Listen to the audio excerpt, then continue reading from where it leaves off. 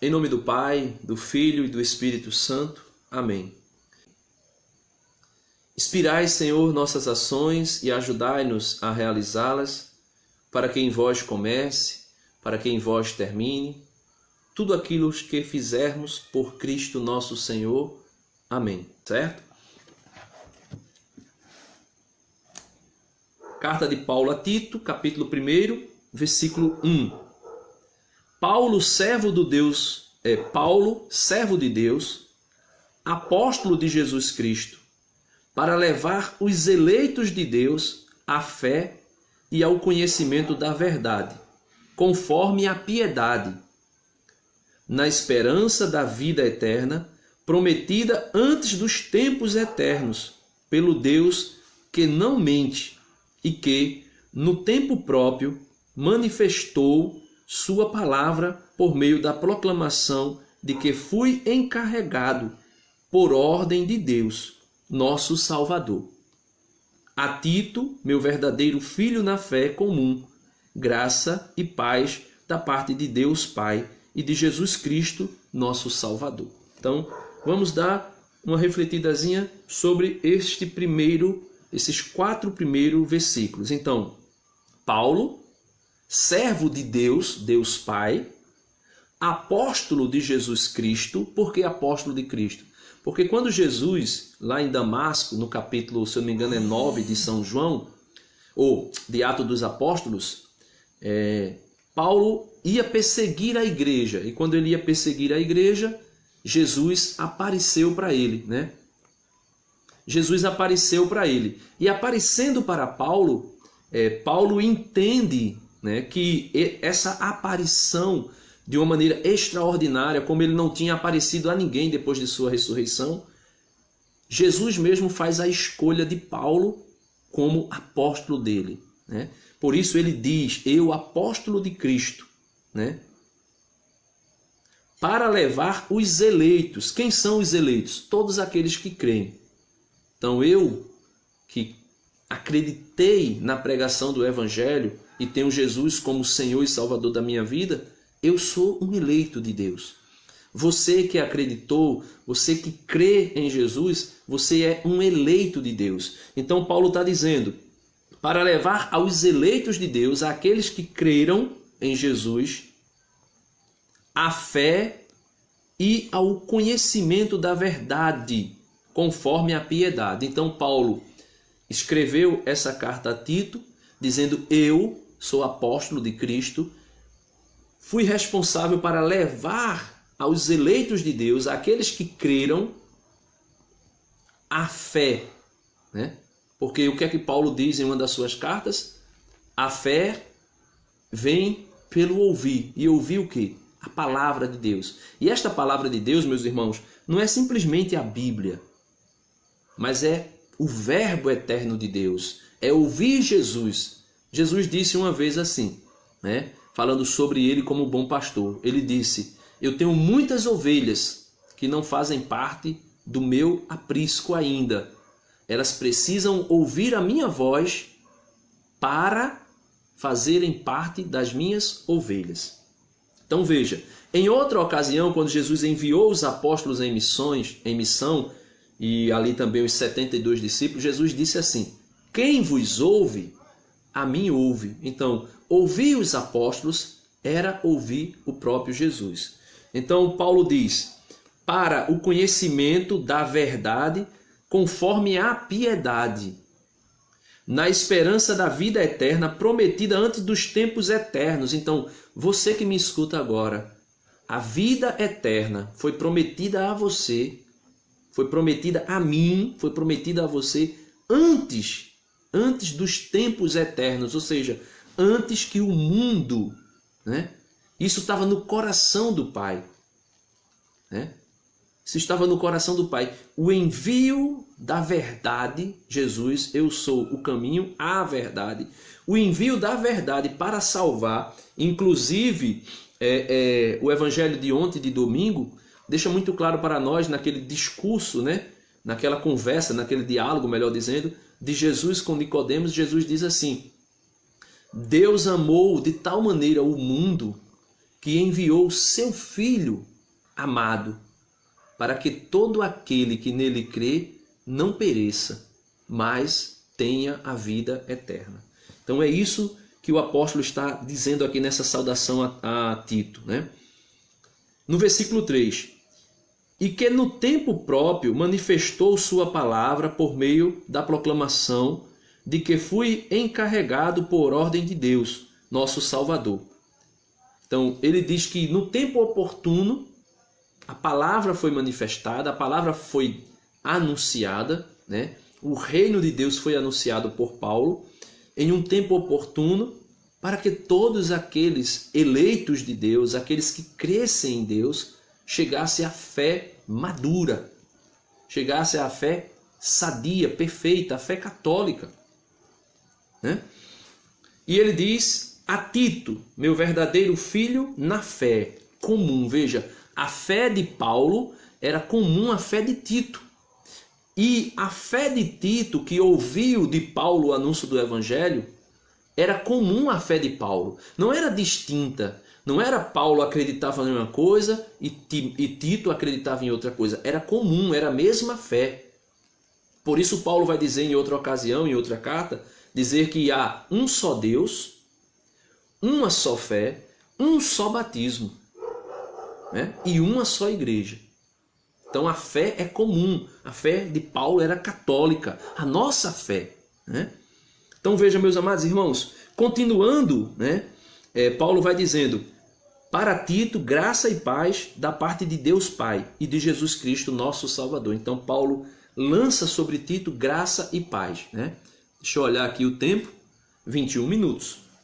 Então, continuando a leitura, na carta de Paulo a Tito, versículo 5, ele diz assim, eu te deixei em Creta para cuidares da organização e ao mesmo tempo para constituir presbíteros em cada cidade, cada qual devendo ser como te prescrevi, homem irrepreensível. Então veja, os presbíteros, né, os padres, deveriam ser homens irrepreensíveis,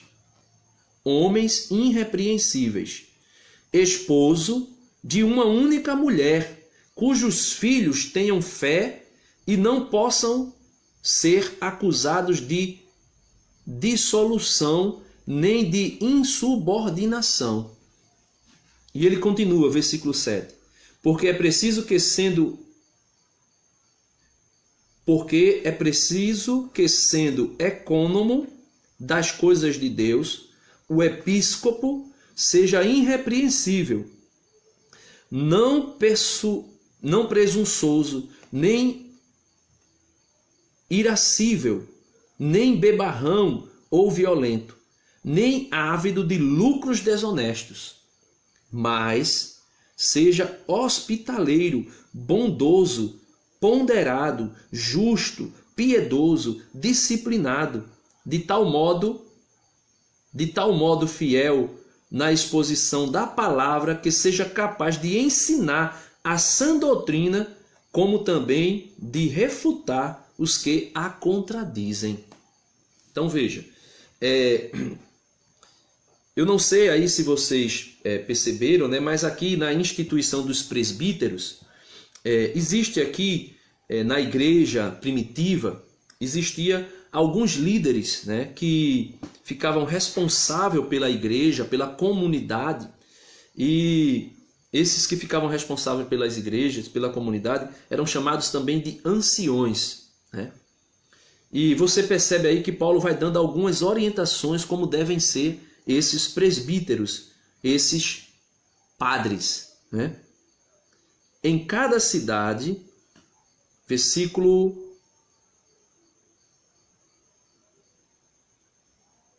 5.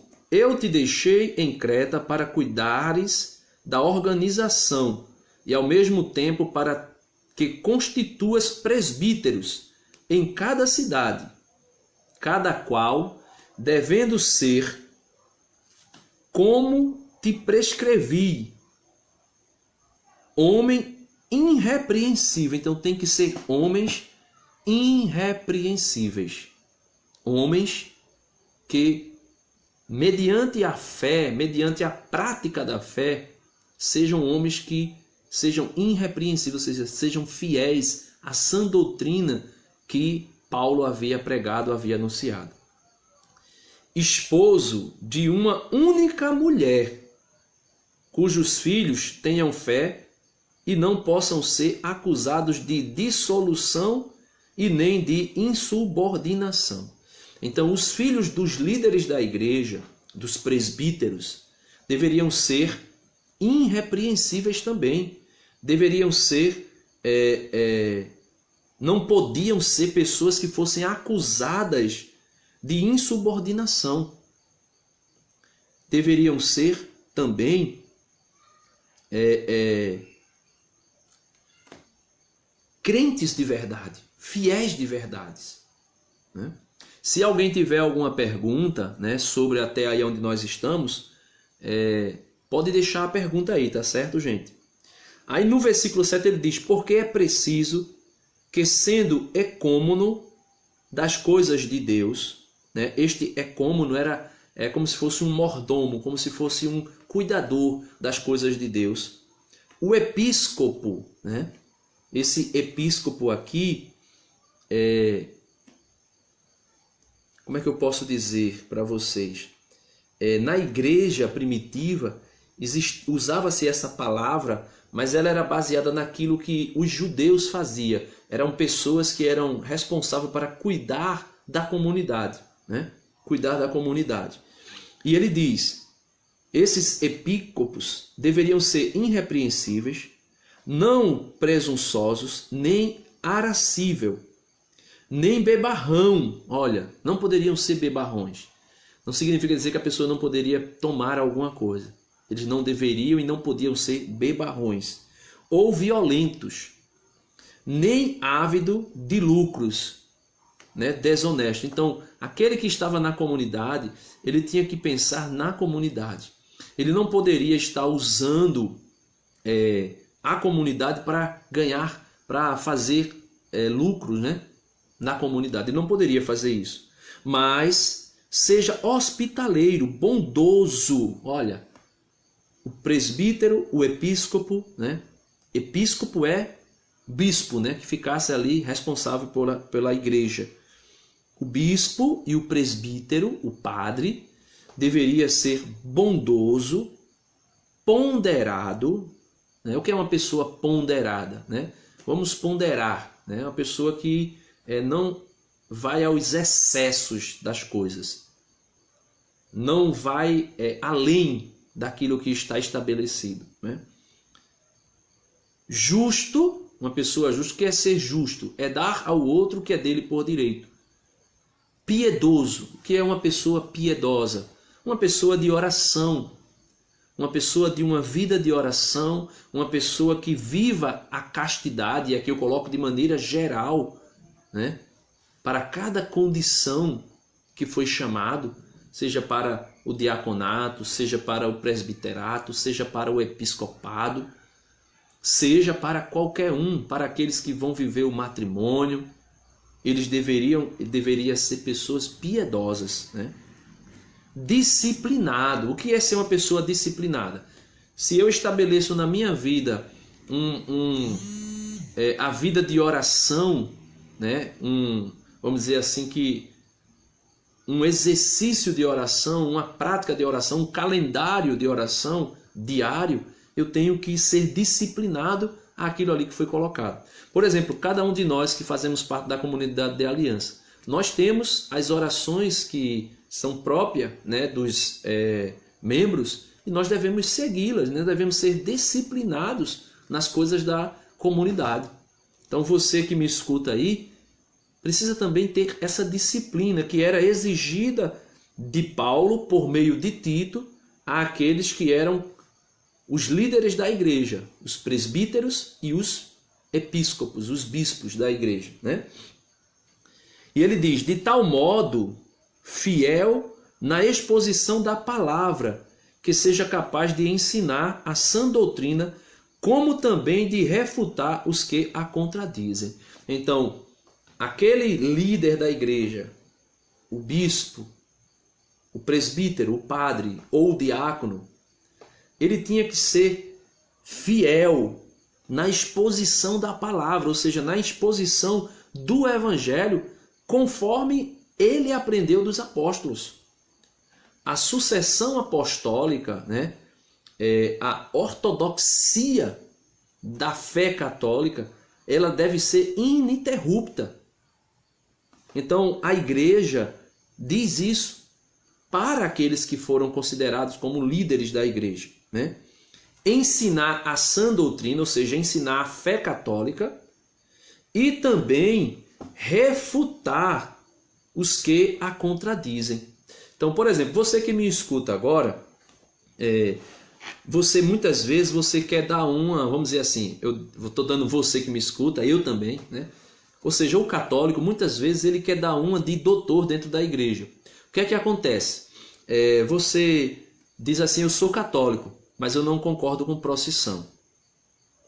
De repente você diz, eu sou católico, mas eu não concordo com a intercessão dos santos. Eu sou católico, mas eu não concordo que somente os padres, né, que somente os sacerdotes sejam padres. Por que não ter sacerdotisas? Então, ele está dizendo que aquele que é presbítero e que é episcopo, aquele que é líder na igreja, ele tem que expor a fé, né, ser fiel à exposição da palavra, da fé católica, para que seja capaz de ensinar a sã doutrina, para que seja capaz também de corrigir, de combater, de refutar os que a contradizem. Então isso aqui é para os líderes da igreja, né?